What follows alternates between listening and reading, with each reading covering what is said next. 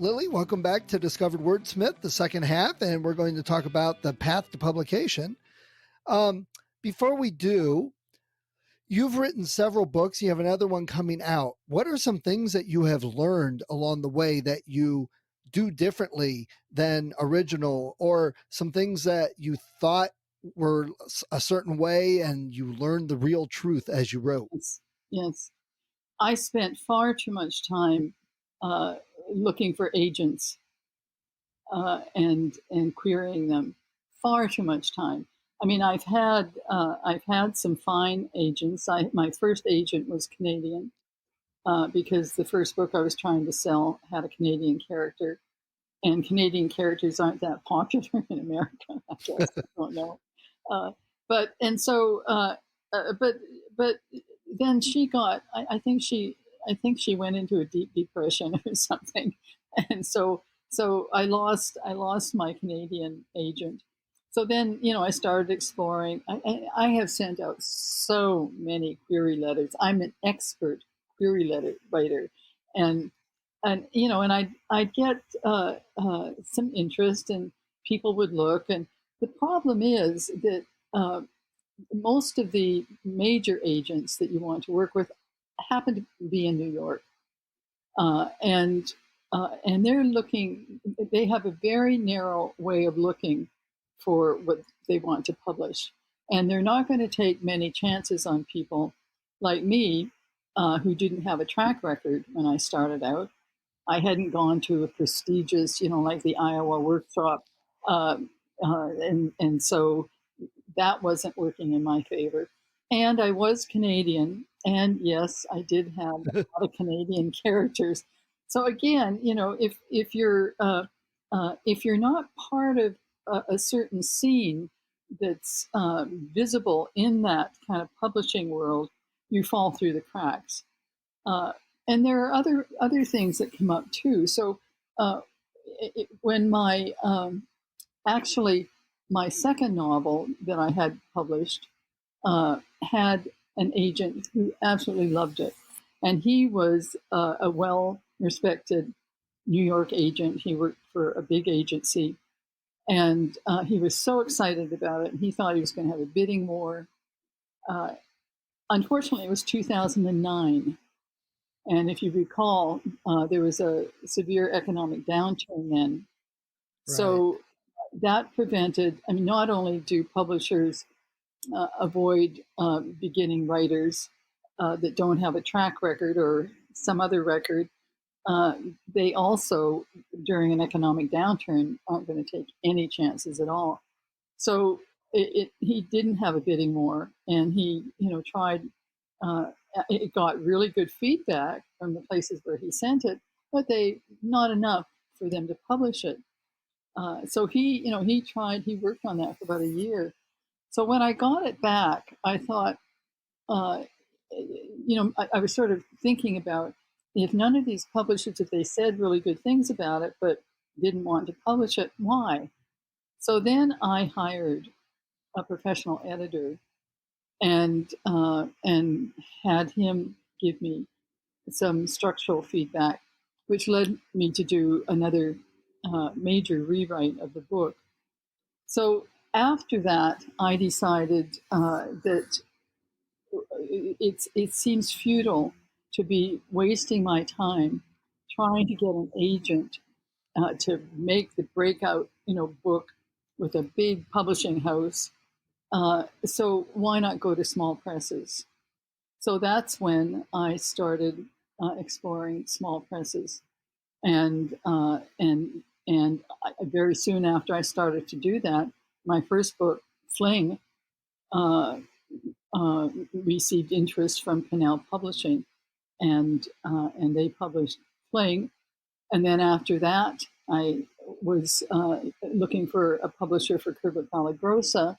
I thought that it was probably more sophisticated. I still thought I needed a publishing house that would give me really good editing on it too, because I felt it was the most, how do I want to put it?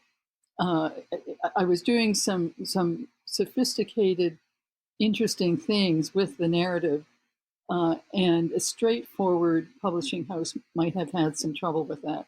So I needed a publisher that was going to be able to take that in and then help me take it to the next level. And so that's when I went to Regal House Publishing for that book.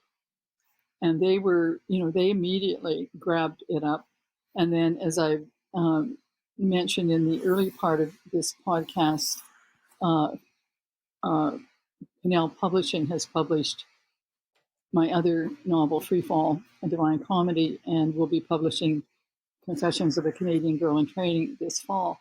So I recommend certainly try to get an agent. Maybe spend a year doing that and sending out tons of queries. But if you're not getting anywhere, don't waste a lot of time. Your time is better spent revising and getting really good editing from either beta readers or paying for a good editor, and making sure that you have a document, then that you have a manuscript that is really ready to meet the world. So I think too often writers, including myself, they try too soon to submit their work. And rather, you just have to bite the bullet and understand that perseverance is the pathway to getting published. And perseverance means that you really have to commit yourself to taking this manuscript to the highest point you can in terms of revision and making it something that readers are going to jump at. So it's so in this path to publication, you have to be willing to slow down in some ways and to expand in others. So slow down in terms of sending out work before it's ready. Expand in terms of making that work as good as you can make it. Got it. And do you think getting an agent is recommended for most authors rather than doing editing and self-publishing on their own? Well, it depends on what you're trying to do. Some people don't have the stamina to go through the traditional route of either through getting an agent or through working with a publishing house. They just want to get a book out, and those are the ones that tend to self-publish. They're not as concerned about the quality of the book, which doesn't mean that there aren't some good self-published books out there. I don't mean to imply that, but I've read enough of them that I read a few pages and I see the grammar errors. I see the stylistically they're clumsy. There are just so many problems, and so that's my where I'm discriminating against self-published books. But yeah, so you have to decide what pathway you want. If you want to produce something that's really high quality and that will hang around for a while, that people would want to read down the road, a few years too, then going with an agent first can be a good path, because sometimes a lot of agents do some editing themselves. So if an agent falls in love with your book, he or she might make some suggested changes that you may or may not follow, and that may be helpful and lead you to publishing through that agent. But so I think it's worth it to try the agent route. But I also think that if you're not, well, two things. If the agent isn't managing to sell your book, either the agent isn't very good, or the book isn't very good, or it hasn't reached, or both. Yeah, or both, and maybe it hasn't reached its potential yet, and so it's still in its early stages. So if that's the case, if you're getting that kind of feedback, then as I did with Curva Pelagrosa, it's a signal to pull back and rethink the book. Get some expert opinion and put it through some more revisions. Revision is not a dirty word. it's it's the essence. It's the heart of writing, and I can't tell you how many revisions my works go through before they're, I think, acceptable either to me or to a good reader. Okay. When you're writing, what software do you use, or how do you write? What do you use to write? I don't have any tricks in the sense that I just, I use Microsoft Word. I don't have these programs where I don't know what they do, but they put a structure and so on. I can't work like that because I have no idea when I start writing where I'm going, and I don't want to know because otherwise I wouldn't write. Writing for me is a quest. And so I start out with an image or whatever I start out with, a character, and I find out what's going to happen as I write. So those kinds of programs wouldn't be very useful to me. But for people who need the structure, they should investigate those things, and they could be helpful. I'm just not drawn to them because I don't work that way. Uh, so I have no magic except for you just have to sit down every day and write, and that's the magic. Uh, when I was helping to raise my husband's kids and teaching at the same time, I I managed to carve out an hour a day, almost every day, and in a year I had a book. I had at least a full draft of a novel. If you do that for an hour a day, 365 days, then you've got the draft of a novel. So Right. it's really about sitting down and really being committed to the process of writing regularly and keeping that connection with your writing self and with the material. Uh, I think, for me at least, and some people can take breaks and profit from it. For me, it's always been important to have that ongoing connection with the material.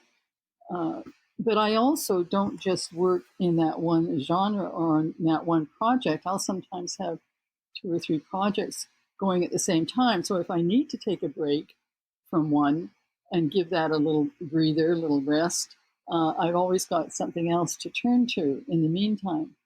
Mhm. So yeah, I mean, there's no, as I tell my students, there are no absolutes in writing. There are no absolutes as far as what you must do, what you should do.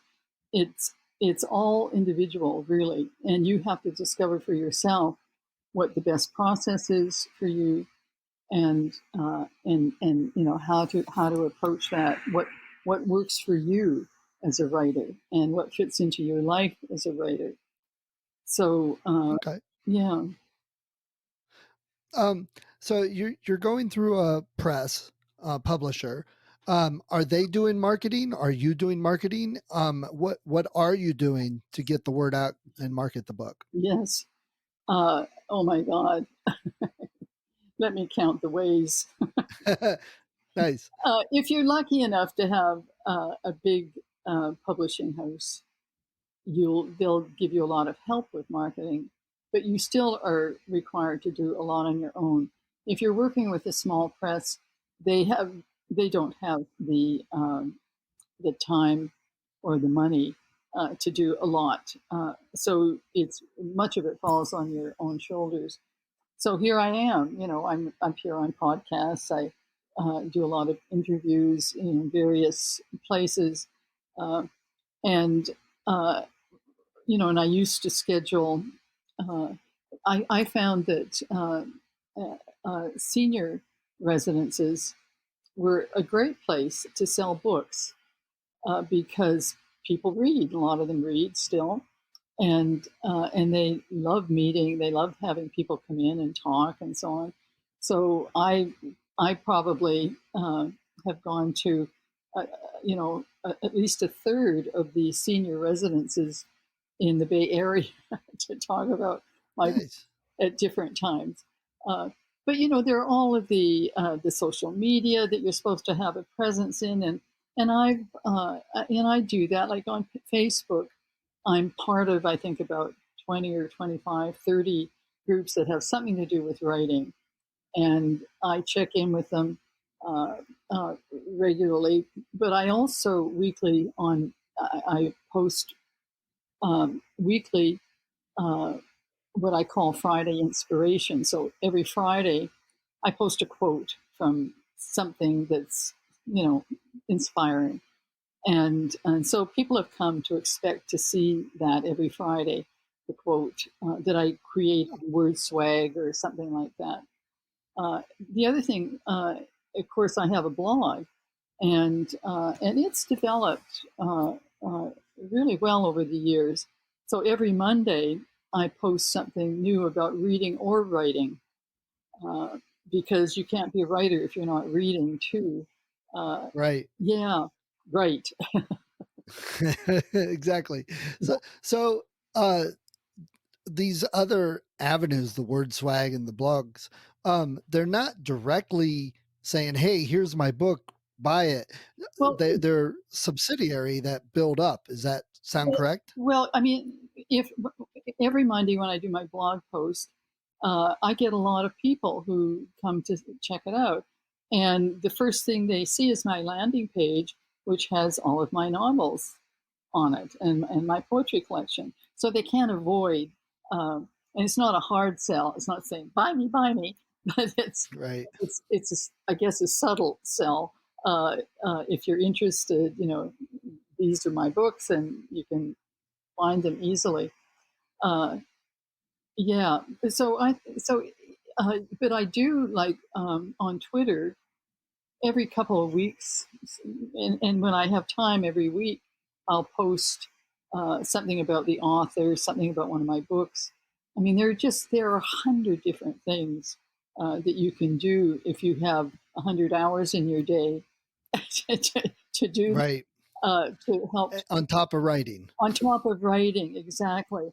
So uh, I've done book clubs. I've written to various places that where I've discovered they have a book club, and I've introduced myself, and have sometimes gotten them to read my book, and I visit their clubs. So there's just so many possible things, and I think uh, you have to be careful with your time. You have to choose the ones that work for you best, but also that are going to, produce something in the end.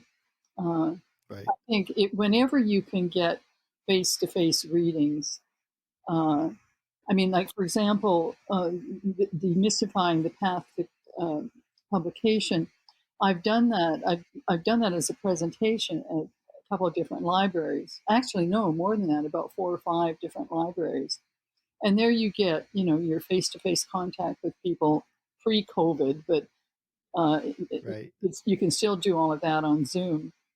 Uh, and teaching, if you can teach a workshop, that's a great way too to introduce people to you and your work. I have when I just finished teaching a workshop on memoir, and I have a backdrop that has all of my books on the bookshelf behind me, so that my image, my books are all behind me. They can't Nice. help. They can't. It's subtle, right? Let's see it. Right. Right. So let me ask, you chose demystifying the path to publication. What parts of publication do you find, or did you find, and maybe other people find, mystifying and confusing that you're trying to make easier? What parts of the whole publication process are the roughest? Yeah. Well, I think as I mentioned earlier, uh, people get stuck in, like, for example, thinking that they have to have an agent, and that's why I recommend, sure, go ahead and take that path, see how far you can go down it, and see, if it works. But don't waste a lot of time. uh, just going through trying to go through an agent. Be willing to take, have plan B, plan C. Be willing to take that next step into uh, going to presses yourself. And you could go to medium-sized presses. I chose small presses, and so that you have more control over the possibility of getting published. You have more opportunity to get published in that way than you do if you just go through the traditional. I love your cat. Yeah, she's very rambunctious. They're usually in the bedroom. I must have left the door open. Oh, great. So, so when you give these talks, I assume at the library or anything, you've got other writers Yes. there, and you're demystifying the publication. What are some of the things they ask about that you've had to answer to help clear things up for them? Huh. Let's see if I can think of a specific question. I mean, I certainly spend a lot of time answering questions, but you know, they're usually the things that we've really talked about, the marketing and how do you do that, and just the fact about the writing and how much time do you spend on this and getting feedback on your material and so on. um, Really the basics. People are who are just starting out especially are hungry to clear away the veils, that make publication seem so difficult, and it can be difficult. It is difficult, and it's especially difficult if you have your sights set on hitting the big time. If that's your idea Right. of the only way you could be published. Certainly hold that up and try to hit the big time. But if you're not hitting it, then there's a message there that there are other routes to take, um, and if of course, self-publishing can be one of those routes too if you go about it uh, thoughtfully. Right. Um, so you talked a couple times about finding an agent. What are some things, qualifications writers should look for in an agent? What are some questions they should ask of an agent before they choose somebody? Well, I was really dumb about this when I started. I really was. I didn't realize just how what a narrow niche most agents have in terms of what they publish. So I was just sort of flooding the agent world with queries without being discriminating in terms of what they actually looked for, and then I started to learn how to do that, and so I'd start to research a bit about individual agents, and so I'd make it sound in my query letters as if I knew a lot about this agent, and that's supposed to make the agent more open to hearing what you have to say. So uh, where was I going with that? What was your question again, Steve? What type of questions should people ask of agents? So make sure that you yeah, don't go in blind the way I did. Make sure that you look at each individual agent that you're going to send a query letter to and find out more about that person so you can see exactly what kind of work they publish. If you can find out where they've published, what publishing houses they submit to, that they have connections with, uh, and to make sure that they have some track record too. And there are I'm forgetting the name of this one place where you can check, but there are places where you can find out more about individual agents, what how many books they've Right. sold and so on. So definitely uh, do some research. Don't just go in blind, and let the reader know or let the agent know that you have done some research, because that does endear you to that person. You mentioned, give it a try for an agent, and if it, doesn't work, move on. what should somebody do if they've written a book, they've tried some agents, not gotten any good feedback, and now they've worked on a second one, they've got a second book? What avenues would you recommend they do if they've been trying to get an agent but can't? Well, that's when you either you need to review the material you're sending and see how it can be improved. If you've already done that, and if you think it's as good as it's going to get, then that's when I would go to publishing houses directly, and you have a better chance with smaller presses uh, uh, than you do with a huge publishing house. Huge publishing houses usually won't work with a writer unless they have an agent. So you need to be selective. Poets and Writers has a wonderful um, is a wonderful resource in terms of small presses. You can go through and you just look for small presses, and they'll come up with lists of them, and so there's lots of ways to investigate what small presses are doing too, and you have to approach them in a similar way that you would approach an agent to find out what are they focusing on. Would they be interested in the material that you're working with, that kind of thing. Got it. Okay. Well, Lily, this has been some really great advice. Before we go, do you have any other last minute advice you'd give to some new authors? Where's I what here? If I can read this, I love this quote that I had. This is from a journal of mine. In it, do we have a couple minutes? Yeah, absolutely. So here in the journal, I wrote, I've assumed that I have made a commitment to writing, but I realize it unravels regularly, daily even, just as happens in any other relationship. You have to constantly recommit yourself. And then I quote this person named Meade, Meade, and I don't remember where I got this quote. And here's the quote: I recall the good things which had come to me as a result of my commitment to tend the garden. For example, life is a garden bursting with possibilities. And I realized what Goethe meant in saying that when one commits oneself, providence moves too, and help arrives from inexplicable sources. I realized all the riches in my life, the love and creativity, had blossomed from commitment, from my ability to hang in and persist even when I couldn't remember why.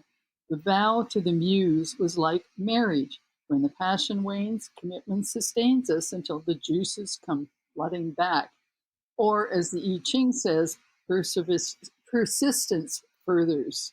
So persistence is the name of the game. It really is. Persist, There you dear go. writer. And you and you follow that. You said you write every day in your journal. No, and I write not just my journal, but I also write every day. I'm working on a Regular. project. Yeah. Nice. Great. Persist. All right. Well, it was really great talking to you, Lily. I appreciate you taking some time today. I wish you luck on your future book. Hopefully we'll be able to touch base in a year or so about it. Great. Thanks a lot, Stephen. Yep. Thank you. Bye. Adios, amigo. Thank you for listening to Discovered Wordsmiths. Come back next week and listen to another author discuss the road they've traveled, and maybe, sometime in the near future, it might be you.